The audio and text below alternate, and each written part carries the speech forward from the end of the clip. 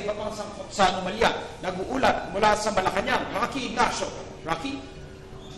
Maraming salamat, Attorney Mark. Binuweltahan ng Malacanang ang mga kritiko na nagsasabing scripted umano ang naging pagsuko ni Janet Lim Napoles kay Pangulong Aquino. Ayon sa Malacanang, hindi dapat ito pagdudahan dahil malinaw naman hayag ng kampo ni Napoles na si Pangulong Aquino lamang ang pinagkakatiwalaan ng pamilya Napoles.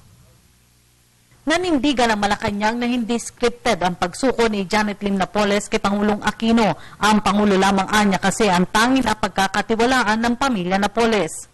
Noong Lunes, sabi ng anak bayan, hulihin si Napoles.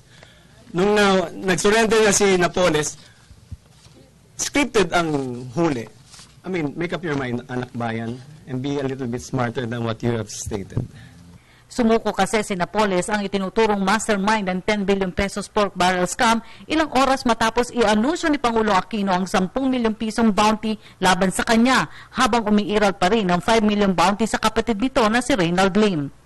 We do something to protect and to ensure that now the truth can move forward. We're still damned, but we will still do the right thing. The President has chosen to do the right thing in this case to ensure that the truth now can move forward.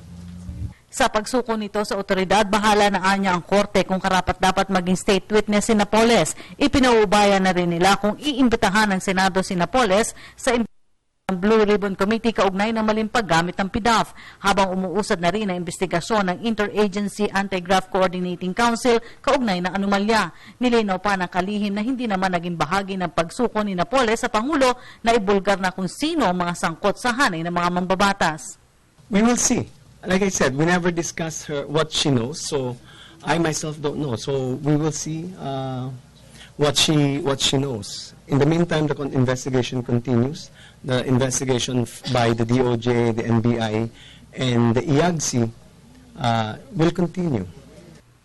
Samantala, wala namang nakikitang dahilan ng palasyo para kabahan sa ikinakasampa ni bagong Million March laban sa pork barrel. This is a fight against corruption. Ang mga pumunta noong Luneta ay pumunta doon, nagmarcha dahil galit sila sa corruption. Ito po ang pagdakip kay Ginang Napoles is one step forward in further resolving this situation and further finding out the truth. So, are we bothered? These are people who are now with us, allies, our allies now in the fight against corruption. So why would we be bothered? Nauna na nga sinabi ni Pangulong Aquino na mananatili niyang kasangga ang mga taong patuloy na lumalaban sa korupsyon. At yan po ang ating pag-uulat mula dito sa Malacanang sa tulong ng RTVM. Ako po si Rocky Ignacio para sa Telebisyon ng Bayan.